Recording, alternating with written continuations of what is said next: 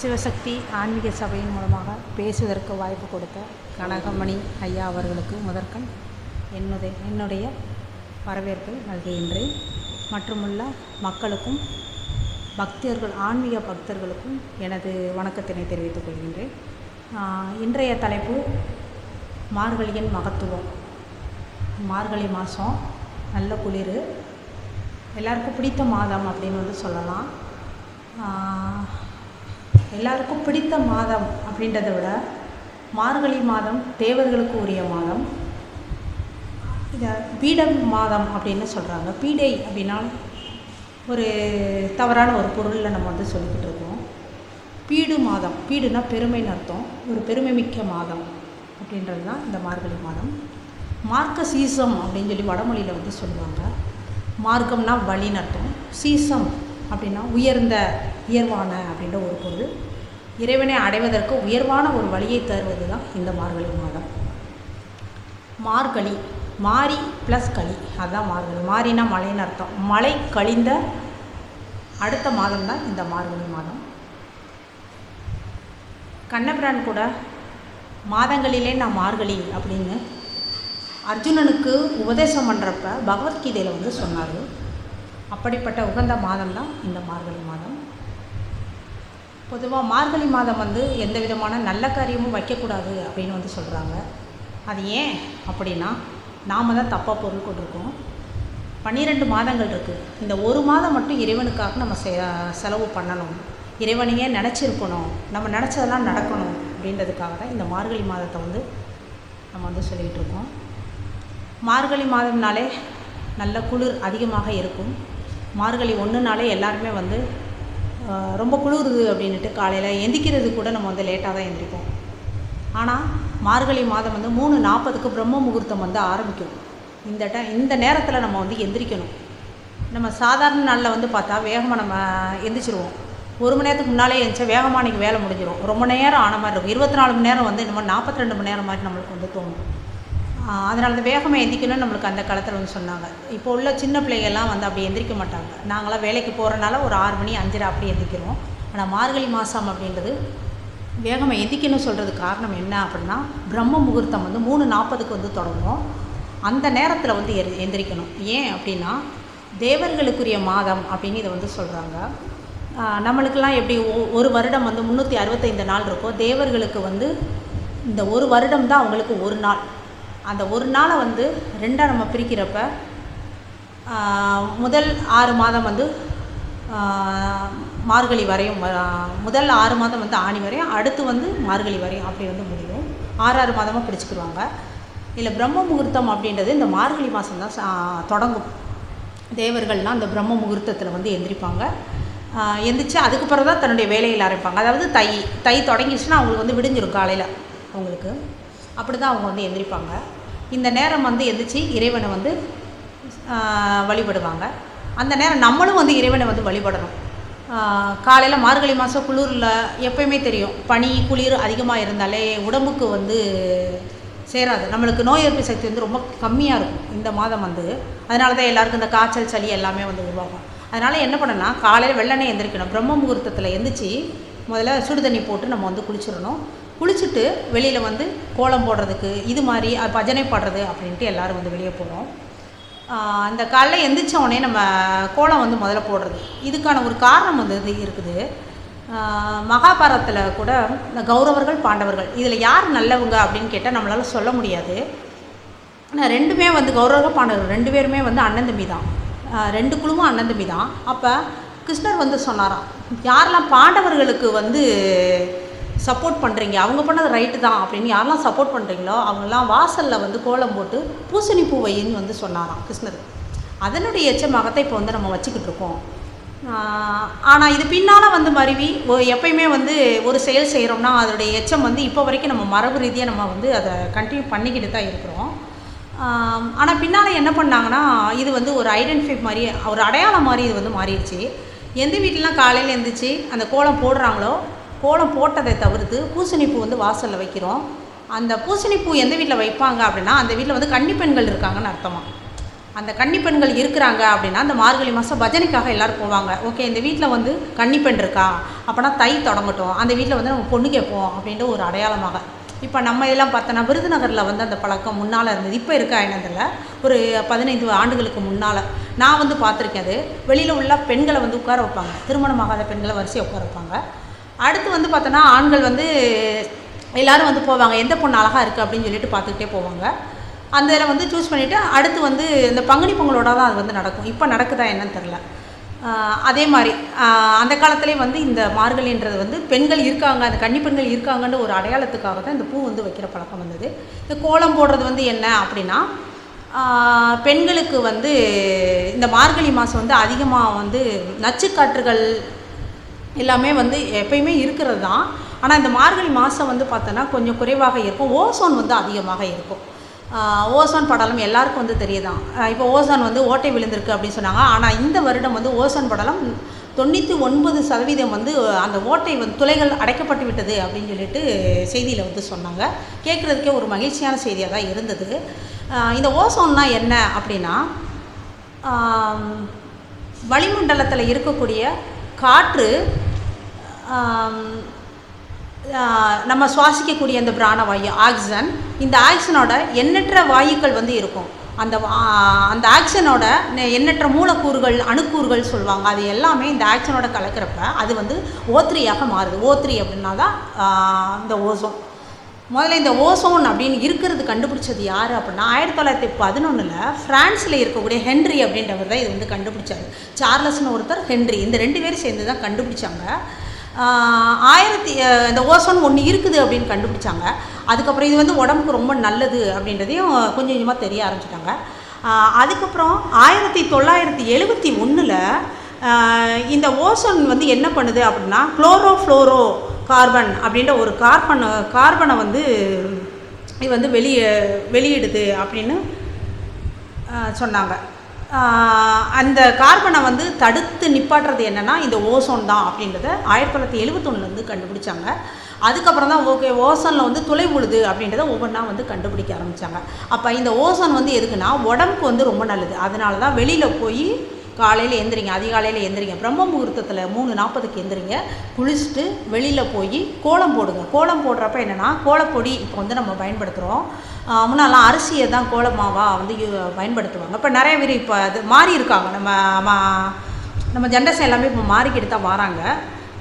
வீட்டிலையே வந்து அரிசியை வந்து மாவு பண்ணி அதை வந்து கோலம் போட ஆரம்பிச்சிருக்காங்க. அதை வந்து போடுறப்ப என்னென்னா எறும்புகளும் வந்து அதை வந்து சாப்பிடும். அது வந்து நம்மளுக்கு வந்து ஒரு தானம் செய்த மாதிரி, காலையில் வந்து தானம் செய்கிறதுக்கு சமம்.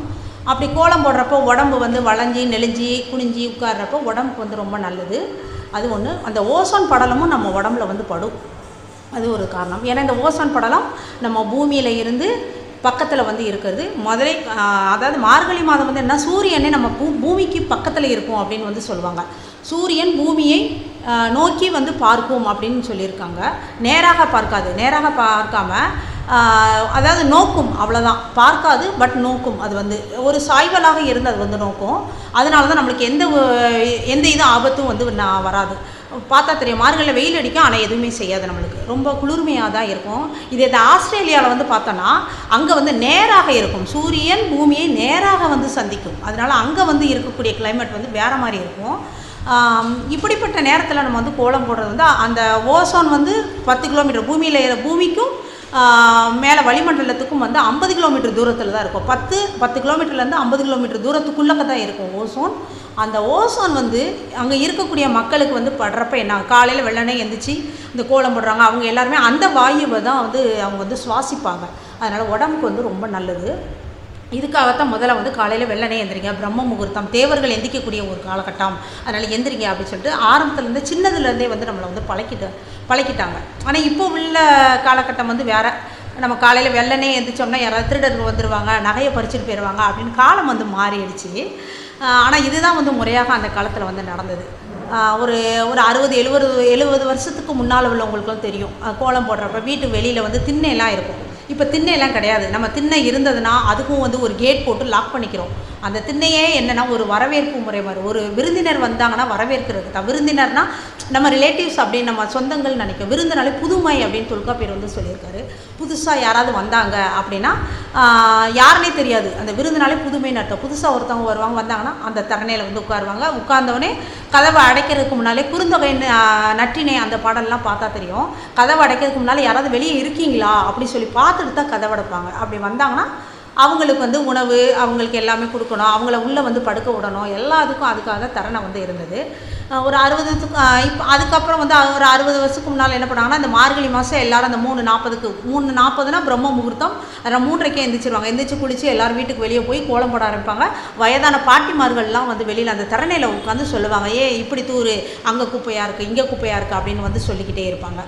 அப்போ என்னென்னா இப்படி பேசிக்கிட்டே இருக்கிறப்ப கொஞ்சம் ஆட்டோமேட்டிக்காக நம்ம பிரிஸ்க் ஆகிடுவோம். நீங்கள் என்னைக்காவது வேகமாக எந்திரிச்சு பாருங்களேன், அவ்வளோ பிரிஸ்காக இருப்போம். நம்ம வந்து டயர்டு இருக்கும், ஆனால் இதே இது ரொட்டீனாக வந்து டெய்லி இந்த டைம் நம்ம எந்திக்கிறப்ப ரொம்ப பிரிஸ்காக வந்து நம்ம வந்து ஆகிடுவோம்.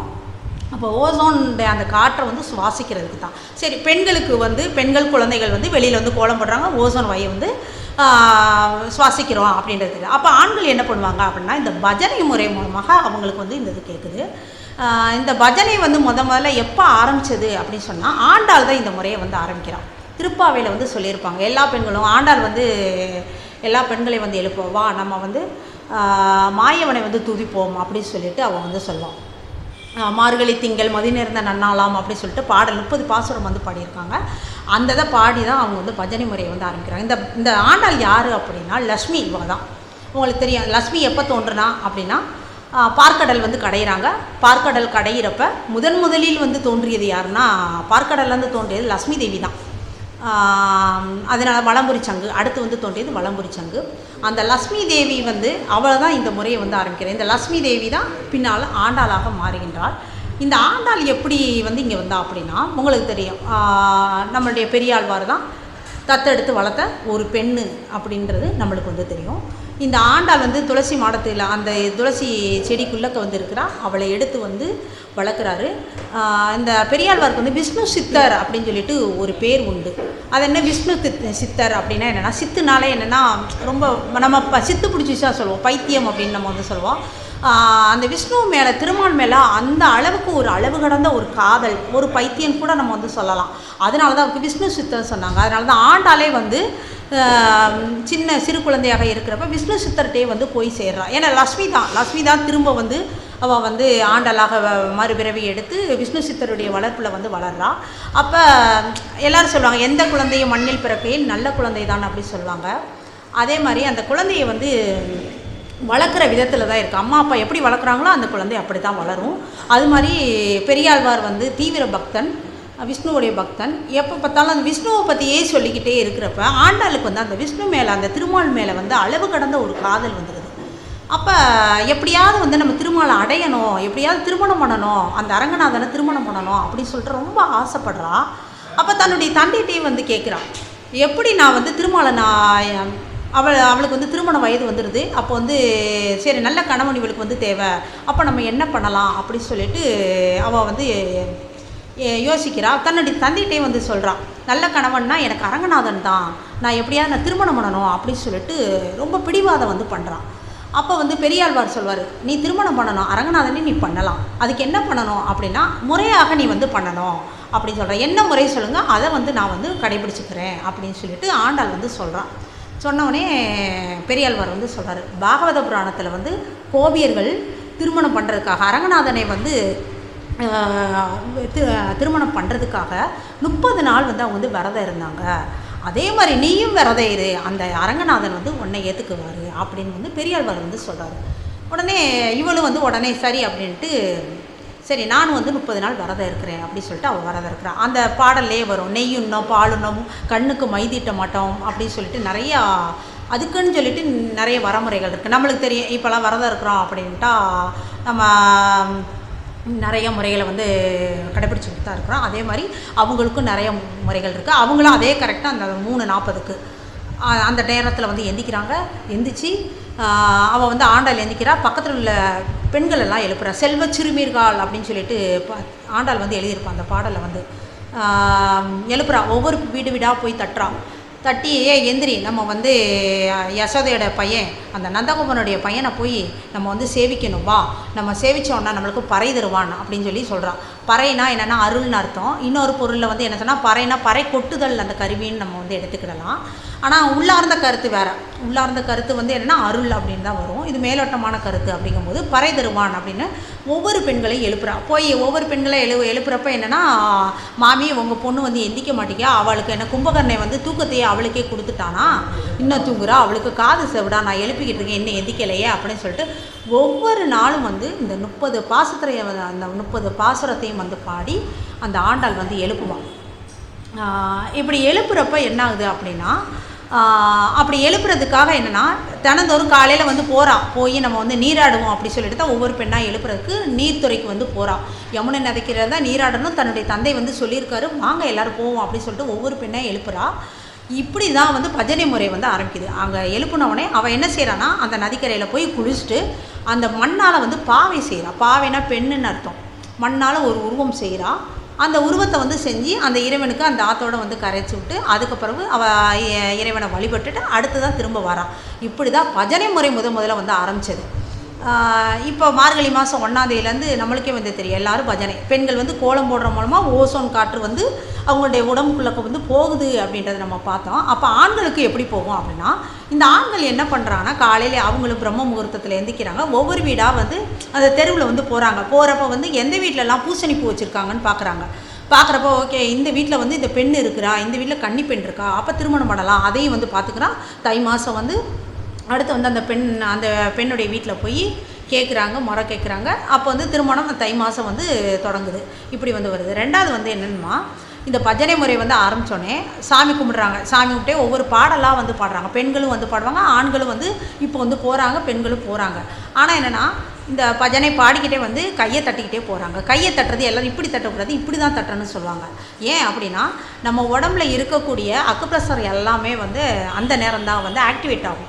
அப்போ நம்மளுக்கு கிடைக்கிறது எல்லாமே என்ன, பாசிட்டிவ் எனர்ஜி கிடைக்கும். இப்போ எல்லோரும் இப்போ உட்காந்துக்கிட்டு இருக்கோம் அப்படின்னா கொஞ்சம் நேரம் கழிச்சு நம்மளுக்கு வந்து எந்திரிக்க முடியல, கிளாப் பண்ணணும். இப்படி இந்த பக்கம் இப்படி வச்சு கிளாப் பண்ணுறப்ப என்னென்னா, நம்ம உடம்புல உள்ள நரம்பு முடிச்சுகள் எல்லாமே வந்து ஜாயிண்ட் ஆகிற இடம் நம்மளுடைய நெயில் தான், நம்ம நகைப்பகுதியில் தான்.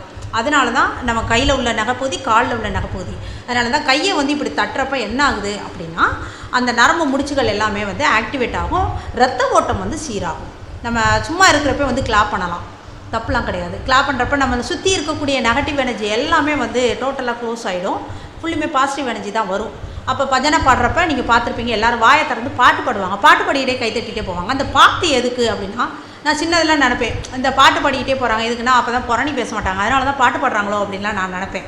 அதுக்கப்புறம் தான் தெரிஞ்சது, இந்த பாட்டு பாடுறது மூலமாக என்ன ஆகுது அப்படின்னா, இந்த வெளியில் உள்ள அந்த ஓசோன் காற்று சொன்னோம்ல, பெண்களுக்கு வந்து கோலம் போடுற மூலம் கிடைக்குது. அப்போ இந்த ஆண்களுக்கு எப்படி கிடைக்குன்னா, பாட்டு பாடுறது மூலம் வாயை வந்து திறந்து தான் பாடுவோம். நம்ம ஆங்கிலேயர்கள் பேசுகிற மாதிரி நுனிநாக்கு ஆங்கிலம், உதடே அசையாமல் அவங்களாம் பேசுவாங்க. ஏன்னா அவங்க வந்து அப்படி பேசுகிறப்ப என்னென்னா, அவங்களுடைய உடம்புல உள்ள உஷ்ணம் வந்து வெளியே வந்துடும். வெளியே வந்துட்டால் அவங்களால அந்த குளிர் பிரதேசத்தில் வந்து வாழ முடியாது. நீங்கள் படத்தெல்லாம் பார்த்துருப்பீங்க, நம்ம தமிழ் படத்தெல்லாம் பார்த்தீங்கன்னா சிங்கம், அந்த எக்ஸாம்பிளுக்கு நான் சொல்கிறேன் சான்றாக, அந்த சிங்கம் படத்தில் பார்த்தீங்கன்னா பாபான்னு கத்திக்கிட்டே இருப்பான். ஆனால் ஆங்கில படத்தில் பாருங்களேன், அந்த ஜொராசிக் பார்க் படத்துலலாம் பார்த்தீங்கன்னா பெரிய ஒரு மிருகம் வரும், அப்போ கூட அவங்க கத்தி பேச மாட்டாங்க, லிப் மூமெண்ட் தான் இருக்கும் அவங்களுக்கு. ஏன்னா அவங்களுடைய உஷ்ணம் வந்து வெளியே போகக்கூடாது, அவங்க அப்படியே பழகிட்டாங்க. ஆனால் நம்ம இதில் வந்து உஷ்ண காற்று எல்லாமே வெளியே போகும், நம்ம கத்தி நல்லா வாயை திறந்து தான் நம்ம வந்து பேசுவோம். தொல்காப்பியர் கூட இலக்கணத்தில் கூட சொல்வார், ஆணாவும் ஆவணாவும் எப்படி பிறக்குது அப்படின்னா, வாயை நல்லா திறக்கிறனால தான் ஆணாவும் ஆவணாவும் பிறக்கும், அங்காந்தியலும் அப்படின்னு வந்து சொல்லியிருப்பார்.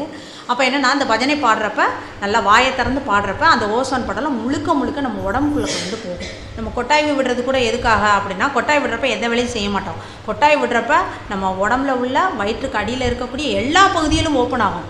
அப்படி ஓப்பன் ஆகுறப்ப அந்த சுத்தமான அந்த ஆக்சிஜன் வந்து உள்ளே ஆக்சிஜன் குறைவு எப்போ இருக்குதோ அப்போ தான் நம்மளுக்கு கொட்டாய் வரும். எப்போ நம்மளுக்கு தூக்கம் வரும் அப்படின்னா, போர்வை இழுத்து மூடினா தான் தூக்கம் வரும்னு நம்ம சொல்கிறோம். குளிருக்கு இழுத்து மூடுறோம் சொல்லலாம், கிடையாது. இழுத்து மூடுறப்ப நம்ம உடம்புல உள்ள ஆக்சிஜன் லெவல் குறைஞ்சோடனே ஆட்டோமேட்டிக்காக நம்ம தூங்கிடும். சரி, அதனால தான் மூடக்கூடாது, சில ஆக்சிஜன் லெவல் குறைஞ்சிரும், மூடக்கூடாது அப்படின்னு வந்து சொல்லுவாங்க. அப்போ அந்த பஜனை பாடுறப்ப வாயை திறந்து பாடுறாங்க, உள்ளக்கு ஆக்சிஜன் எல்லாமே உள்ளே போகுது. உள்ளே போனோடனே அவங்க உடம்புல உள்ள எல்லா பகுதியெல்லாம் ஆக்டிவேட் ஆகுது, பாசிட்டிவ் எனர்ஜி அங்கே கிடைக்குது. இப்போ சாதாரணமாக ஒருத்தர் மட்டும் சாமி பாட்டு பாடுறாங்க, இப்போ யாராவது இந்த கூட்டத்தில் யாராவது சாமி பாட்டு பாடினா எல்லோரும் சேர்ந்து பாட ஆரம்பிச்சிருவோம். எப்போயுமே கூட்டு பிரார்த்தனை வந்து வலிமை தரும்னு சொல்லுவாங்க. அங்கே ஃபுல்லுமே பாசிட்டிவ் எனர்ஜி தான். நம்ம சாமி பாட்டு பாடுறப்ப நம்ம அந்த லைனை தான் நம்ம பார்ப்போம். இந்த லைன் பாடுறப்ப அடுத்த லைன் என்னென்னு நம்மளுக்கு மைண்டில் அதுதான் நம்மளுக்கு ஓடுமே தவிர மற்ற எதுவுமே ஓடாது. நம்ம மனசு ஃபுல்லுமே வந்து ஒருமுகப்படுறப்ப எல்லோரும் வந்து ஒருத்தர் இப்போ ரோட்டில் ஒருத்தர் பஜனை பாடிக்கிட்டு போகிறாங்கன்னா நம்மளுக்கு நம்மளே அறியாமல் அந்த பாட்டை நம்ம பாடுவோம். தெரிஞ்சதுன்னா பாடுவோம். ஹரே ராமா சொல்லிக்கிட்டு இருந்தால் எல்லாருமே ஹரே ராமான்னு நம்ம சொல்லிக்கிட்டே தான் வருவோம். அப்போ என்னென்னா அணியார் நான் வரட்டுமான்னு கேட்க மாட்டேன். அந்த பஜனையில் வந்து நம்மளும் ஜாயிண்ட் ஆகிடுவோம் அந்த பஜனையில் வந்து. அப்போ என்னென்னா மனசு ஃபுல்லாக ஒருமுகப்படுது. அங்கே கூட்டு பிரார்த்தனை ஆகுது. கூட்டு பிரார்த்தனை ஆகிறப்ப எல்லாருடைய கவனமும் வந்து அங்கே பாசிட்டிவ் எனர்ஜி மட்டும்தான் அந்த இடத்துல இருக்கும். அதனால தான் பஜனை வந்து முக்கியம் அப்படின்னு சொல்லுவாங்க. இப்போ சத்சங்கம் அப்படின்னு சொல்லிட்டு நிறையாலாம் சொல்கிறாங்க. ஏன் வீட்டில் வச்சு பண்ண ஆகாதா அப்படின்னு நம்ம சொல்கிறோம். எல்லோரும் சேர்ந்து பாடுறப்ப மனசு ஒருமுகப்படும். நம்ம சிவன் கோயிலாக இருந்தாலும் சரி, வைணவ கோயிலாக இருந்தாலும் சரி, எல்லா கோயிலேருந்து கூட்டு பிரார்த்தனை அதனால தான் சொல்கிறாங்க. எல்லோரும் சேர்ந்து பாடுறப்ப அங்கே எல்லாருக்குமே வந்து அங்கே பாசிட்டிவ் வைப்ரேஷன் தான் இருக்கும். அடுத்து வந்து பார்க்குறப்ப சரி வைணவ கோயிலில் வந்து இப்படி திருப்பாவை பாடுறாங்க. அது மாதிரி சைவ கோயிலில் வந்து வைணவ கோயிலில் திருப்பாவை. அப்போ சைவ கோயிலில் வந்து நம்ம என்ன பாடுறோம் அப்படின்னா திருப்பலி எழுச்சி வந்து நம்ம திருவம்பாவை வந்து பாடிக்கிட்டு இருக்கோம். மாணிக்க வாசகர் படம் அதுலேயே வந்து பார்த்திங்கன்னா பாவாய் தான் முடிப்பார் அவரும். அப்போ பாவாய் அப்படின்னா பாவை நோன்பு, அங்கேயும் வந்து நோன்பு தான் சொல்லியிருக்காங்க. அப்போ சைவம் வைணவம் ரெண்டுமே வந்து ஒன்று தான். நம்ம சிவன் பெருமாள் அப்படின்னு சொல்லி பிரித்து பார்க்குறோம். அதெல்லாம் கிடையவே கிடையாது. இந்த மார்கழி மாதம் தான் அனுமனும் பிறந்திருக்காரு. அனுமன் யாருடைய அவதாரம்னா சிவனுடைய அவதாரம் தான். அந்த அனுமன் ஜெயந்தி அப்படின்னு நம்ம வந்து கொண்டாடிக்கிட்டு இருக்கோம். அப்போ நம்ம சிவனுடைய அனுக்கிரகமும் பெருமாளுடைய அனுக்கிரகம் வேணால் அனுமனை கும்பிடு 2 அனுக்கிரகமும் நம்மளுக்கு வந்து கிடைக்கும் அப்படின்னு வந்து சொல்லுவாங்க. ஆனால் நம்மளுடைய நோக்கம்லாம் என்னென்னா எந்த கடவுளை கும்பிட்டாலும் எல்லாருடைய நோக்கமும் என்னென்னா இறைவனை அடையிறது தான், சரணாகதி அடையிறது தான். இப்போ திருப்பாவை பாடுறது மேலட்டமாக 30 பாடலை வந்து பார்க்குறப்ப ஆண்டாள் வந்து சொல்வார். ஒவ்வொரு பாடலையும் ஆண்டாள் வந்து சொல்லியிருப்பான். நீ வந்து எந்திரி, காலையில் எந்திரி வா, நம்ம வந்து இறைவனை வந்து மாயவனை வந்து கும்பிட போவோம் வா, எப்படிலாம் நோன்பு இருக்கணும் அப்படின்னு சொல்லிட்டு கேட்பான். அதுக்கப்புறம் இந்த நோன்பு இருக்குனால என்ன பலன் அப்படின்றத அது வந்து சொல்லியிருப்பான். நல்லா மழை பெய்யும் அப்படின்லாம் அதில் வந்து சொல்லியிருப்பான். ஏன் மழை பெஞ்சால் என்ன அப்படின்னு நம்ம வந்து கேட்கலாம். மழை பெஞ்சால் செழிப்பாக இருக்கும். ஊர் செழிப்பாக இருந்தால் நல்லா பயிர் பச்சைகள் நல்லா விளையும். பயிர் பச்சை நல்லா இருந்தால் மாடு, அந்த காலத்தில் மாடு தான் நம்மளுக்கு வந்து செல்வம். அதனால தான் மாடுனாலே செல்வம் தான் சொல்லுவாங்க. அந்த காலத்தில் இப்போலாம் வந்து BMW கார் வந்து வச்சுருந்தவங்களாம் ரொம்ப வசதி அப்படின்னு சொல்கிறோம். அந்த காலத்தில் யார் வீட்டில் மாடு இருந்தால் ரொம்ப வசதியானவன்னு அர்த்தம். பெரிய பணக்கார வீடுகள்லாம் பாருங்களேன், அவங்க எல்லாருமே அந்த மாட்டு கொட்டகையே வச்சுருப்பாங்க. இப்போ அந்த இடத்துல ஃபுல்லாக மாட்டுக்கொட்டகை இருக்கக்கூடிய இடத்துல ஃபுல்லுமே வந்து கார் தான் நிற்கிது இப்போ வந்து. அப்போ காலங்கள் வந்து மாறிடுச்சு. அப்போ என்னென்னா அந்த பயிர் பச்சைகள் நல்லா வளரும். அப்போ பயிர் பச்சைகள் இருந்தால் மாடு வந்து நல்லா செழிப்பாக இருக்கும், நல்லா பால் தரும். நல்லா தந்தால் அதை எடுத்து வந்து வியாபாரம் சொல்லுவாங்க. வியாபாரம் செஞ்சால் அவங்க வந்து வசதியாக இருப்பாங்க. வசதியாக இருந்தால் அவங்களுடைய நோக்கம் வந்து தப்பான வழியில் போகாது, உலகமே நல்லா இருக்கும். அப்போ என்னென்னா ஒரு சமுதாய ஒருங்கிணைப்பு அப்படின்னு கூட இதை வந்து சொல்லலாம். அதனால தான் விரதம் இருக்கிறப்ப கூட எல்லாருமே வந்து இதைத்தான் வந்து சொல்லுவாங்க. நான் நல்லா இருக்கணும் அப்படின்றத விட இந்த நாடு நல்லா இருக்கணும் அப்படின்னு தான் வேண்டணும். அங்கே வந்து ஒரு ஒருங்கிணைந்த ஒரு அமைப்பு வந்து உருவாகுது அப்படின்னு சொல்கிறாங்க. அடுத்து வந்து பார்க்குறப்ப சரி இந்த மார்கழி மாதத்தில் வந்து அப்படி என்ன விசேஷம் அப்படின்னு சொன்னோம்னா, இந்த அனுமன் ஜெயந்தி வந்து நடக்கிறது இந்த பிறந்ததும் வந்து இந்த மார்கழி மாதம்தான். அடுத்து வந்து இந்த சாரதா தேவி, பெண்மைக்கும் தாய்மைக்கும் வந்து பெயர் போனவள் யாருன்னா சாரதா தேவி தான். அவள் வந்து பிறந்ததும் இந்த மார்கழி மாதம் தான். அடுத்து வந்து விவேகானந்தர், அவர் பிறந்ததும் இந்த மார்கழி மாதம் தான். நம்மாழ்வார் வந்து பிறந்ததும் இந்த மார்கழி மாதம் தான். அது மாதிரி ராமானுஜருடைய குருநாதராக இருக்கக்கூடிய பெரிய நம்பிகள், அவர் பிறந்ததும் இந்த மார்கழி மாதம் தான். தொண்டரடி பெரியார் மணவாள பெருமகனார் இவங்க எல்லாருமே பிறந்தது இந்த மார்கழி மாதம் தான். அது மாதிரி மார்க்கண்டேயன் உங்களுக்கு வந்து தெரியும். மார்க்கண்டேயன் வந்து சிறந்த சிவபக்தன். அவனும் வந்து அந்த மார்க்கண்டேயனும் பிறந்தது இந்த மார்கழி மாதம் தான். அது மாதிரி சடைய நாயனார், ஈயர் பகையார், மானக்கஞ்சயரா, சாக்கியார் இவங்க எல்லாருமே வந்து பிறந்தது இந்த மார்கழி மாதம் தான். அப்போ இந்த மார்கழி மாதம் வந்து அந்த அளவுக்கு சிறப்பாக வந்து சொல்லப்படுது. அது மாதிரி இந்த மார்கழி மாதத்தில் வந்து முக்கியமாக சொல்கிறேன் என்ன, அந்த ஆருத்ரா தரிசனம் வந்து நம்ம வந்து சொல்கிறோம். ஆருத்ரா தரிசனம் எல்லாருக்குமே வந்து தெரிஞ்சது. வைகுண்ட ஏகாதசியும் எல்லாருக்கும் தெரிஞ்சது தான். ஆருத்ரா தரிசனம் வந்து சிதம்பரத்தில் வந்து வெகு விமர்சையான கொண்டாடிக்கிட்டு இருந்தாங்க. இப்போயும் கொண்டாடுறாங்க. அதை ஃபாலோ பண்ணி இப்போ தான் நம்ம வந்து நல்லா வந்து கொண்டாடிக்கிட்டு இருக்கோம். வருஷம் இதை வந்து பெருசாக வந்து நம்ம வந்து பண்ணிகிட்டு இருக்கோம். இதுக்கு முன்னாலாம் ஒரு 20-30 வருஷத்துக்கு முன்னாலாம் இந்த அளவுக்கு எல்லாருக்கும் ஒரு விழிப்புணர்வு இருந்தது இல்லை. தேர் வரும், எல்லோரும் நம்ம போய் பார்ப்போம், அவ்வளோதான். ஆனால் இப்போ வந்து எல்லாருக்கும் ஒரு விழிப்புணர்வு வந்து வந்திருக்குது. அது மாதிரி வைகுண்ட ஏகாதசி வந்து ஸ்ரீரங்கத்தில் வந்து கொண்டாடுறாங்க. இப்போ வரைக்கும் நம்மளும் வந்து கொண்டாடிக்கிட்டு தான் இருக்கிறோம். சரி, மாதங்கள் அப்படின்னு நம்ம சரி இந்த மார்கழி மாதம் அப்படின்னு சொல்கிறோம். அப்போ அந்த காலத்தில் இந்த மார்கழி மாதம் நீங்கள் கொண்டாடலையா அப்படின்னா கொண்டாடி இருக்கிறாங்க. ஆனால் என்ன, இந்த மார்கழி 30 நாள் சொல்கிறோம்ல, அவங்க வந்து என்ன பண்ணுறாங்க அப்படின்னா இதை தை நீராடல் அப்படின்ற ஒரு பேரில் வந்து இந்த மார்கழி இதை வந்து கொண்டாடி இருக்காங்க. ஏன் அப்படின்னா இந்த மார்கழி மாதம் வரக்கூடிய பௌர்ணமி அன்னைக்கு முழு நிலா இருக்கக்கூடிய அன்னைக்கு இதை வந்து தொடங்குறாங்க. அதாவது திருவாதிரை முதல் நாள் இந்த மார்கழியை வந்து அப்போ வந்து கொண்டாடி இருக்கிறாங்க. முடிகிறது எப்போ அப்படின்னா தைப்பூசம் வந்து முடியும். அதாவது என்னென்னா தை மாதம் இருக்கக்கூடிய இந்த பௌர்ணமியோட இந்த மார்கழி மாதத்தை வந்து அவங்க முடிச்சிருக்காங்க. அவங்களாம் ஒரு கணக்கில் வந்து கொண்டாடி இருக்காங்க. அப்போலாம் பெண்கள் வந்து என்ன பண்ணாங்க அப்படின்னா அவங்களும் இதே மாதிரி தான் இருந்திருக்காங்க. இதை வந்து அம்பா ஆடல் அப்படின்னு வந்து ஒரு பேரில் வந்து சொல்லியிருக்கிறாங்க. இதில் வந்து அம்பா ஆடலில் ஆயத்தொரு கண்ணியர் அப்படின்னு சொல்லிட்டு பாடியிருக்கார். யாருன்னா நல்லந்துவனார் அப்படின்னு ஒருத்தர் வந்து பாடியிருக்கார். பரிபாடலில் வந்து பாடியிருக்கிறாங்க. அப்போ காலத்துக்கு ஏற்ற மாதிரி இந்த பழையன கழிதலும் புதியன புகுதலும் வலுவல கால வாயினானேன்னு வந்து நன்னூலார் வந்து சொல்லுவார். அப்போ காலத்துக்கு ஏற்ற மாதிரி எல்லாமே வந்து மாறிக்கிட்டு தான் இருக்குது. ஆனால் அதை வந்து ஒரு எச்சமாக இப்போ வந்து பார்த்துக்கிட்டு இருக்கோம். எச்சமாக இல்லாமல் அதே மரபை வந்து நம்ம வந்து பின்பற்றணும் அப்படின்றத நான் சொல்லிக்கிறேன். அடுத்து வந்து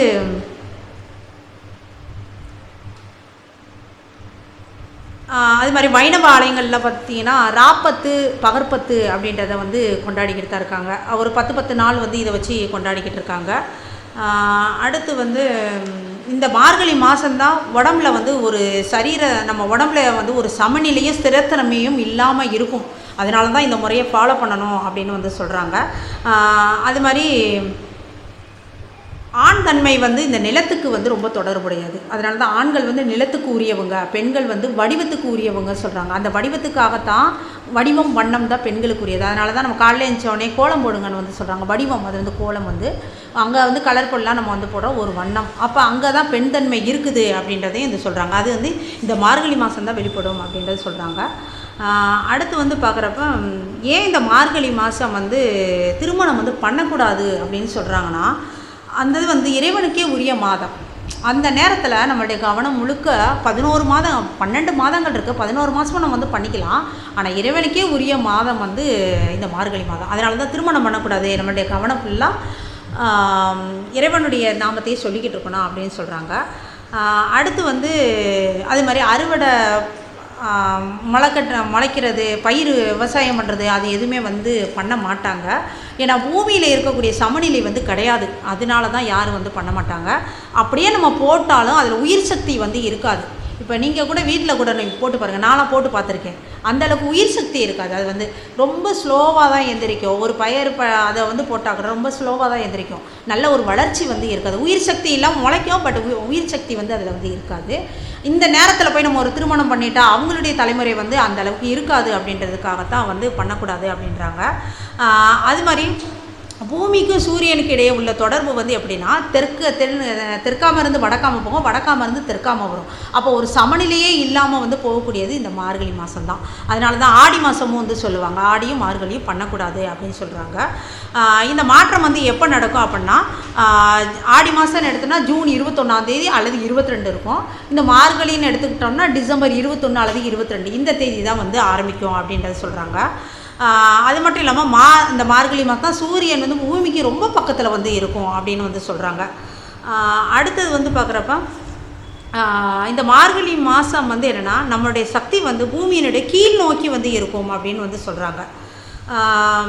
கீழ் நோக்கி இருக்கிறப்ப நம்மளுடைய எண்ணங்களும் வந்து ஒரு நெகட்டிவாக தான் போகும். அதனால தான் பஜனை மூலமாக நம்மளுடைய மைண்டை வந்து டைவர்ட் பண்ணுறதுக்காக இந்த பஜனையெல்லாம் பண்ணுறோம் அப்படின்னு வந்து சொல்கிறாங்க.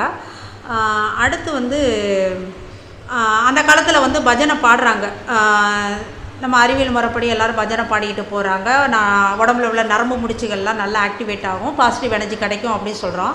சரி, இந்த பஜனை பாடி முடித்தோன்னே எல்லோரும் எங்கே போவாங்கன்னா நேராக கோயிலுக்கு தான் போவாங்க, வீட்டுக்கு போக மாட்டாங்க. ஏன்னா கோயிலில் வந்து போனோம்னா அங்கே வந்து பொங்கல் கொடுப்பாங்க. பொங்கல் வாங்குறதுக்கு இப்போ தானே நம்ம சக்கரை பொங்கல் சொல்கிறோம், அதை வந்து அக்காரடிசில் அப்படின்னு வந்து சொல்லுவாங்க. அப்போ வந்து இதெல்லாம் கிடையாது. பொங்கல்னாலே இந்த வெண்பொங்கல் தான், பச்சரிசி ப்ளஸ் பாசிப்பயிறு இது சேர்ந்து வந்து பண்ணுவாங்க. அதில் மிளகு ஜீரகம் எல்லாமே வந்து இருக்கும். இது வந்து எப்படின்னா நம்மளுக்கு புரதச்சத்து அதிகமாக இருக்கும். ஏன்னா காலையில் வெள்ளனே எந்திரிச்சிடுறாங்க, பிரம்ம முகூர்த்தத்தில் எந்திரிச்சு அவங்க வந்து வெளியில் போய் பஜனை பாடி அந்த ஓசோன் கதிர்கள் எல்லாத்தையும் வந்து உள்வாங்கிட்டு வர்றாங்க. அப்போ வந்து என்னென்னா உடம்புக்கு ரொம்ப ரொம்ப ஆக்டிவாக இருப்பாங்க. அது அப்போ ஆக்டிவாக இருந்தாலும் உடம்புல வந்து சத்துக்கள் வந்து குறைவாகத்தான் இருக்கும் அந்த நேரம். அப்போ சத்துக்கள் வேணும் அப்படின்றதுக்காகத்தான் அந்த பச்சரிசி பாசிப்பருப்பு இதில் வந்து புரதம் வந்து அதிகமாக இருக்கும். இப்போ வந்து நம்ம சாப்பிடக்கூடிய அசைவ உணவில் இருக்கக்கூடிய அதே அளவுக்கு புரதம் வந்து அதிகமாக இருக்கும். அல்லது மிளகு ஜீரகம் அதெல்லாம் போடுறோம், அதெல்லாம் ரொம்ப நல்லது. மிளகு 10 மிளகு இருந்தால் நம்ம எதிரி வீட்டில் கூட போய் சாப்பிடலாம் சொல்லுவாங்க. ஏன்னா விஷம் இருந்தால் கூட முறிச்சிரும் மிளகு வந்து. அதனால தான் இந்த பழக்கத்தை வந்து கொண்டு வந்தாங்க. எங்கேயாவது நம்மளுக்கு பிரசாதம் கொடுத்தாங்கனாலே அந்த கோயிலுக்கு நம்ம வந்து போவோம். வாங்கி சாப்பிடணும்னு ஒரு பக்கம் ஆசை இருந்தாலும் இறைவனுடைய அந்த அனுக்கிரகம் நம்மளுக்கு கிடைக்காதா அப்படின்னு சொல்லிட்டு தான் நம்ம இது பண்ணுறோம். ஏன்னா கோயிலுக்குள்ளே வச்சு இறைவனுடைய முன்னால் வச்சு அது சாமி கும்பிட்டு தான் நம்மளுக்கு வந்து பிரசாதம் கொடுக்குறாங்க. ஏன் அப்படின்னா இறைவன் உங்களுக்கு தெரியும், சாமியோட கருவறையில் ஃபுல்லுமே வந்து அந்த எனர்ஜி வந்து இருக்கும். அங்கே அந்த எனர்ஜி காஸ்மிக் எனர்ஜி வந்து அதிகமாக இருக்கும். அதனால தான் கருவறைக்குள்ளே இருந்து நம்மளெல்லாம் உள்ளே போகக்கூடாதுன்னு சொல்லுவாங்க. சாமிக்கு வந்து அபிஷேகம் பண்ணுறப்ப கூட பார்க்கக்கூடாதுன்னு சொல்லுவாங்க. ஸ்க்ரீன் போட்டு தான் வந்து பண்ணுவாங்க. நம்ம சின்னதில் வந்து சொல்லுவாங்க சாமி குளிக்குது பார்க்கக்கூடாது அப்படின்னு வந்து சொல்லுவாங்க. அதெல்லாம் காரணம் கிடையாது. அப்போ உள்ளக்க போய் அவங்க சாமிக்கு வந்து இந்த நீர் பால் மோர் எல்லாம் வந்து கலந்து அபிஷேகம் வந்து பண்ணுறாங்க. அப்போ இருக்கக்கூடிய அந்த காஸ்மிக் எனர்ஜி ஃபுல்லாக ஸ்ப்ரெட் ஆகும். அதனால தான் அப்போ நான் அங்கே இருக்கக்கூடிய அந்தணர்கள்லாம் வேதம் ஓதிக்கிட்டே தான் பண்ணுவாங்க. வேதம் ஓதாமல் சும்மா ஊற்ற மாட்டாங்க. மனசுக்குள்ளேயே சொன்னாலும் சரி, வாய் விட்டு அவங்க வந்து சொல்லிக்கிட்டே தான் அது வந்து பஜனை பண்ணுவாங்க. ஸ்நானம் பண்ணுவாங்க. சாமிக்கு வந்து அபிஷேகம் பண்ணுறப்ப அந்த எனர்ஜி ஃபுல்லாக வெளியே வரும். வெளியே வர்றப்ப அவங்களால வந்து தாங்க முடியாது அந்த சக்தி வந்து. இப்போ நீங்கள் கோயிலுக்கு போனாலே தெரியும், சின்ன குழந்தைகளை வந்து முதல்ல கோயிலுக்கு போகிறப்ப அந்த கற்பகிரகத்துக்கு உள்ளே தான் படிக்க வைப்பாங்க. அது வந்து அந்த எனர்ஜியை வந்து உள்வாங்கணும். கொஞ்ச நேரம் தான் இருக்கும், அதுக்கு பிறகு தூக்கிட்டு வந்துடுவாங்க. சில குழந்தைகள் வந்து தூங்குவோம். அந்த எனர்ஜி எப்படி உள்வாங்குச்சு, அந்த குழந்தைகள் வந்து உள்வாங்குச்சு அப்படின்னு பார்க்கணுன்னா கூட அந்த வெளியே வந்தோடனே அது வந்து கொட்டாய் விடும். அந்த எனர்ஜி ஃபுல்லாக உள்வாங்கிடுச்சுன்னு அர்த்தம். நம்ம கோயிலுக்குள்ளே போனாலே நம்மளுக்கும் சில நேரம் கொட்டாய் வரும். எதுக்கு வருதுன்னு தெரியாது, ஆனால் கொட்டாய் வரும். கொட்டாய் வந்தாலே அங்கே வந்து என்னென்னா அந்த எனர்ஜியை வந்து உள்வாங்குதுன்னு அர்த்தம் நம்ம உடம்பு. சிலருக்குலாம் அப்படி புல்லரிக்கும். அது வந்து எனர்ஜியை வந்து உள்வாங்குதுன்னு அர்த்தம். நீங்கள் வேணாலும் சாமி கோயிலில் வந்து போகிறப்ப நீங்கள் வந்து பாருங்கள், அந்த காஸ்மிக் எனர்ஜியை வந்து முழுக்க உள்வாங்குவோம் நம்ம அந்த கோயிலில் போகிறப்ப. அதனால தான் இந்த எனர்ஜியை ஃபுல்லாக உள்வாங்கணும்னு சொல்லி தான் பிரசாதம் அப்படின்னு ஒரு முறையை வந்து கொண்டு வராங்க. இதனால் புரதச்சத்தும் அவங்களுக்கு வந்து கிடைக்கிது. இந்த முறையை வந்து கொண்டு வர்றாங்க. அடுத்து வந்து திருவாதிரைன்னு சொல்லிட்டு நம்ம வந்து கொண்டாடுவோம். இந்த மாதத்தில் வர திருவாதிரை வந்து ரொம்ப சிறப்பாக வந்து எல்லா இடத்துலையும் வந்து நடக்கும். இந்த திருவாதிரைக்கு வந்து களி வந்து கொடுப்பாங்க. திருவாதிரைக்கு களி திங்காதவங்க அடுத்த பொருளில் கழுதையாக பிறப்பாங்க அப்படின்னு சொல்லி ஒரு பழமொழியும் சொல்லுவாங்க. திருவாதிரைக்கு ஒரு வாய் களி அப்படின்னு ஒரு பழமொழி வந்து சொல்லுவாங்க. அது என்ன களி அப்படின்னா, ஒரு சோழ மன்னன் இருக்கான். அவனுக்கு வந்து சிவன்னா ரொம்ப பிடிக்கும். அவர் வந்து டெய்லியும் வந்து சிவனுக்கு வந்து ஏதாச்சும் வந்து அதுக்கு ஆகாரம் என்னமாவது கொடுக்கணும் அப்படின்றதுக்காக தினந்தோறும் ஏதாச்சும் வந்து பஜனை பண்ணி என்னமாவது வந்து எல்லாருக்கும் வந்து பிரசாதமாக வந்து கொடுப்பாரு. அப்போ கொடுக்குறப்ப வந்து சாமி கும்பிட்டுக்கிட்டு இருக்கப்போ ஏதாச்சும் ஒரு சலங்க சத்தம் வந்து கேட்கும். சலங்க சத்தம் கேட்டுச்சுனாலும் சாமி வந்து இவங்க வைக்கிற அந்த நிவேதத்துக்கு வைக்கிறது வந்து சாப்பிட்ருச்சேன்னு அர்த்தமா. அன்றைக்கி வந்து அவருக்கு வந்து சோழ மன்னன் வந்து பண்ணிக்கிட்டு இருக்கான் அரண்மனையில். அப்போ அன்றைக்கி சாமியோடைய சலங்க சத்தம் வந்து கேட்கவே இல்லை. இவருக்கு ரொம்ப வந்து கவலையாயிடுது. அப்போ அவருடைய கனவுல, சோழ மன்னனுடைய கனவுலேயே வந்து இறைவன் வந்தாராம். வந்து என்ன சொல்கிறாரு அப்படின்னா, இன்றைக்கி அதாவது சிவன் வந்து தன்னுடைய மனைவி பார்வதி தேவிகிட்ட வந்து சொல்கிறான், இன்றைக்கி நான் சேந்தன் அமுதனுடைய களி வந்து சாப்பிட்டேன், ரொம்ப நல்லா இருந்தது அப்படின்னு வந்து சொன்னதான். இந்த இறைவன் வந்து சொல்கிறான் நான் தன்னுடைய மனைவிட்ட. இது வந்து கனவுல வந்து காங்குறாரு. உடனே இவருக்கு டக்குன்னு வந்து முழிப்பு தட்டிடுது. யார் அந்த சேந்தன் அமுதன் அப்படின்னு சொல்லிட்டு பார்க்குறப்ப தான் அவருக்கு வந்து தெரியுது யார் அப்படின்னு சொல்லிட்டு விசாரிக்கிறாரு. அப்போ வந்து சேந்தன் அமுதன் ஒருத்தர் வந்து இருக்கிறான். அவன் யாருன்னா வசதியே இல்லாத ஒரு கூலி தொழிலாளி. அவன் என்ன பண்ணான்னா தினந்தோறும் இறைவனுக்கு வந்து களி வந்து அவனால் முடிஞ்சது களி தான், வேறு எதுவுமே வசதி கிடையாது. அந்த களியை எடுத்து இறைவனுக்கு வந்து கொடுக்குறாரு. அதை வந்து இறைவன் வந்து எடுத்து ஏற்றுக்கிறாரு. அப்போ இது வந்து உண்மையாக இருக்குமா பொய்யா இருக்குமா அப்படின்னு ஒரு சந்தேகம் இருந்தாலும் மறுநாள் காலையில் மன்னன் வந்து போகிறாரு கோயிலுக்கு. வந்து போய் தன்னுடைய அரண்மனையில் இருக்கக்கூடிய கோயிலை வந்து திறக்கிறாரு. அங்கே வந்து சிவலிங்க வடிவில் இருக்கக்கூடிய அந்த லிங்கத்தில் வந்து அந்த களி வந்து ஒட்டி இருந்தது. அதை பார்த்தவொன்னே தான் அவருக்கு வந்து இது உண்மைதான் நம்ம கனவுல வந்தது அப்படின்னு சொல்லிட்டு அவர் வந்து போய் பார்க்குறாரு. அது மாதிரி சேந்தன் அமுதன் ஒருத்தர் வந்து இருந்திருக்கான். அவன் வந்து களி செஞ்சு கொடுத்தானான்.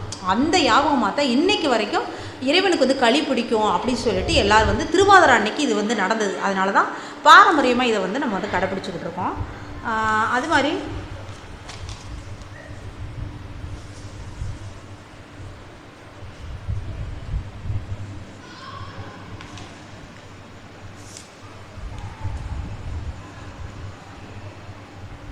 அது மாதிரி ஆண்டாள் அப்படின்னு சொல்லி பார்த்தோன்னா, ஆண்டாள் கையில் வந்து ஒரு கிளி இருக்கும்.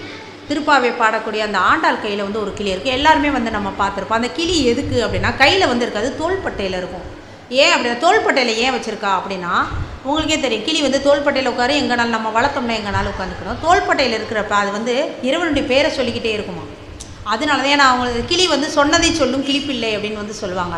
அந்த கிளிக்கிட்ட இதுதான் அவள் வந்து பழை கொடுத்துருக்கா. இறைவனுடைய அந்த நாமத்தை வந்து சொல்லிக்கிட்டே இருக்குமா. அதுக்காக தான் தோல்லையே வந்து வச்சுருக்கிறாளாம். இந்த கிளி யார் அப்படின்னா, சுகப்பிரம்மன் அப்படின்னு ஒருத்தர் வந்து இருக்கிறான். அவனுடைய அடையாளம் தான் இந்த கிளி அப்படின்னு வந்து சொல்கிறாங்க. அவனுடைய முகம் வந்து எப்படி இருக்குன்னா, கிளி முகமாகத்தான் இருக்குமா. அந்த சுகப்பிரம்மனுடைய முகம் வந்து கிளி முகமாக இருக்கும். இவன் யார் அப்படின்னா, ஒரு அவதூதர். அவதூதர் அப்படின்னா என்னென்னா, இறைவனுடைய தூதன் அப்படின்னு அர்த்தம். இவன் யார், அந்த சுகப்பிரம்மன் யார் அப்படின்னா, வியாசருடைய பையன். வியாசருடைய பையன். இவன் எப்படி வந்தான் அப்படின்னா, வியாசருடைய மனைவியோட வயிற்றில் உருவாகிறப்ப கரு உண்டானவனே வயிற்றை கிழிச்சிட்டு வெளியே வந்தவனாம். வெளியே வந்து அவனாவே நடந்து போனானாம். அந்த அளவுக்கு வந்து ஞானம் படைத்தவனா இந்த சுகப்பிரம்மன். இவன் வந்து அதனால தான் இவனை வந்து தூதன் அப்படின்னு அவதூதன் அப்படின்னு வந்து சொல்கிறான். அடுத்து இவன் வந்து ஒரு நாள் வந்து என்ன பண்ணுறான்னா, அது மாதிரி நடந்து போயிட்டான். அம்மாவுடைய வயிற்றை கிழிச்சிட்டு நடந்து போய்கிட்டு இருக்கான். அப்போ பரிசித் அப்படின்னு சொல்லிட்டு ஒரு மன்னன் இருக்கான். அந்த மன்னனை வந்து பார்க்குறான். அவன் வந்து 7 நாளில் வந்து தட்சகன் அப்படின்னு ஒரு பாம்பு தீண்டி இறந்துருவான். இந்த ஒரு இதை சாபத்தை வந்து வாங்கி வந்திருப்பான். அப்போ இவனுக்கு வந்து என்னென்னா, இறைவனுடைய நாமத்தை கேட்கணும் அப்படின்னு ஒரு விருப்பம். அதனால் அந்த நேரம் தான் இவனும் வந்து வயிற்றுல இருந்து கிழிச்சு இவன் வந்து வந்திருக்கான். சுகப்பிரமனும் வந்து வந்திருக்கான். அப்போ வந்து இவன் என்ன பண்ணுறான் அப்படின்னா, சரி 7 நாளில் இறக்க போகிறான் அப்படின்னால பாகவத புராணத்தை வந்து இவன் வந்து சொல்லிக்கிட்டு இருக்கானா. அப்போ சொல்லிக்கிட்டே இருக்கப்போ, சரி இன்றைக்கி வந்து போதும், நாளைக்கு வந்து படிச்சுக்கோ அப்படின்னு சொல்கிறப்ப, இல்லை நான் 7 நாளில் இறந்துருவேன், பாகவதத்தை முழுமையாக நான் கேட்கணும் அப்படின்னு வந்து சொன்னானாம். அப்படி சொன்ன உடனே சரி அப்படின்ட்டு இவனும் வந்து சொல்லிக்கிட்டே இருக்கான். சுகப்பிரமனும் வந்து சொல்லிக்கிட்டே இருக்கான். சொல்லிக்கிட்டே இருக்கப்போ இவன் வந்து கேட்குறான். 7 நாள் ஆயிடுது. 7 நாள் ஆனாலும் அவனுக்கு வந்து என்ன, முழுக்க இந்த பிராணத்துக்குள்ளேயே அவன் வந்து அந்த பிராணம் சொல்கிறதுக்குள்ளேயே அப்படியே இறைவனுடைய அந்த இதுலேயே வந்து போயிடுறான். அப்போ உடம்பு வந்து தன்னுடைய நிலையை வந்து மறக்குது. பாம்பு தீன்றது கூட அவனுக்கு வந்து தெரியவே இல்லையா. அந்த அளவுக்கு இருக்கக்கூடியவன் தான். அப்போ இவன் தான் வந்து என்னென்னா, கிளியாக மாறி திரும்ப வந்து கிளியாக இவன் வந்து மாறி ஆண்டாளுடைய தோளில் போய் உட்காந்துக்கிறான். ஏன்னா சொன்னதை சொல்லும் கிளிப்பில்லை இல்லை, அதனால தான் ஆண்டாளுடைய தோளில் வந்து உட்காந்துக்கிறான். அதனால தான் சுகப்பிரம்மன் தான் வந்து கிளியாக இருக்கிறான் அப்படின்னு நம்ம வந்து சொல்கிறோம். அடுத்து வந்து 2வது, இந்த கிளி வேறு எதுக்கு பயன்பட்டது அப்படின்னா, எப்பயுமே காதலை சொல்கிறதுக்கு வந்து கண்டிப்பாக ஒரு தூதன் வேணும். அப்போ ஆண்டாள் வந்து இறைவன் மேலே எந்த அளவுக்கு வந்து பக்தி வச்சுருக்கா, எந்த அளவுக்கு காதலிக்கிறா அப்படின்னு சொல்கிறதுக்கு வந்து ஒரு தூதன் தேவைப்படுது. அப்போ இந்த கிளிகிட்ட தான் வந்து இவ சொல்லி விடுவாளாம். அதுக்காக தான் இந்த கிளியை வச்சுருக்குதாவும் வந்து சொல்கிறாங்க. அது மாதிரி இந்த கோவர்த்தனகிரியை வந்து கிருஷ்ணர் தூக்குறதும் இந்த மார்கழி மாதம் தான். அப்படிப்பட்டது தான் இந்த மார்கழி மாதம். அடுத்து வந்து பார்க்குறப்ப, இந்த சூரியனில் இருந்து இந்த ஓசோன் படலம் அப்படின்னு சொல்லி பார்த்தோம். இந்த ஓசோன் படலம் என்ன நம்மளுக்கு வந்து பயன் அப்படின்னு சொன்னோம்னா, இந்த ஓசோன் படலம் தான் சூரியன்கிட்ட இருந்து வரக்கூடிய புற ஊதா கதிர்களை பூமிக்கு வந்து விடாமல் தடுக்கிறது இந்த ஓசோன் படலம். அதனால தான் இந்த ஓசோனை பாதுகாத்துக்கணும். இல்லை புற ஊதா கதிர்கள் ஃபுல்லாக நம்மளுக்கு வந்துருச்சு அப்படின்னா ரொம்ப நம்மளுடைய வாழ்க்கை வந்து நிலை மாறிடும். எந்த தாவரங்களும் வளராது, எந்த மனித இனமும் வந்து இருக்காது. அதனால தான் இந்த மார்கழி மாதத்தை வந்து சிறப்பாக வந்து நம்ம சொல்லிக்கிட்டு இருக்கோம். அவையோர் அனைவருக்கும் நன்றி. முதல்ல நன்றி வந்து கனகமணி ஐயாவுக்கு தான் முதல்ல வந்து சொல்லணும். இந்த வாய்ப்பு கொடுத்ததுக்கும், இந்த சிவசக்தி ஆன்மீக சபையினர் அனைவருக்கும், சிவபக்தர்கள், வைணவ பக்தர்களாக இருப்பீங்க அனைத்து பக்தருக்கும் என்னுடைய நன்றியினை தெரிவித்துக் கொள்கின்றேன். ஏதேனும் ஐயங்கள் இருந்தால் கூட கேட்கலாம். உங்களுக்கு தெரிஞ்ச கருத்து இருந்தாலும் சொல்லலாம். நானும் மைண்டில் வந்து ஏற்றிக்கிடுவேன். அதை வந்து உங்களுக்கு தெரிந்த கருத்துக்கள் இருந்தால் சொல்லுங்கள், நான் அதுதான் விரும்புவேன்.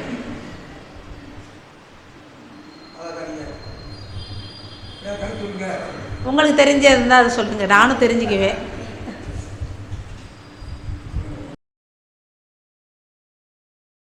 தெரியாத கருத்துக்கள், இந்த கிளி இதெல்லாம் தெரியாத கருத்துக்கள் நிறைய பேசியிருக்கேன். சொன்ன மாதிரி நம்ம வருஷம் பூரா நம்ம பொருள் தேடி தான் ஓடிட்டுருக்கோம். இந்த ஒரு மாதம்தான் நம்ம இறை அருள் பெறணும் அப்படிங்கிறது தான் இந்த மார்கழி மாத சிறப்பு. இறைவனோட அருள் பெறணும், அதுதான் இந்த மார்கழி மாத சிறப்பு. அதில் முக்கியமாக பார்த்தோன்னா அன்பு. வேறு எதுவுமே பக்தினா வேறு எதுவுமே கிடையாது, அன்பு தான். பிற உயிர்கள் மேலே நம்ம வச்சிருக்கிற அன்பு தான். அந்த அன்பு இருந்தால் போதும், இறைவன் நம்மளை தேடி ஓடி வருவான் அப்படிங்கிற அந்த ஒரு கருத்தை உங்ககிட்ட சொல்லிக்கிறேன். நன்றி.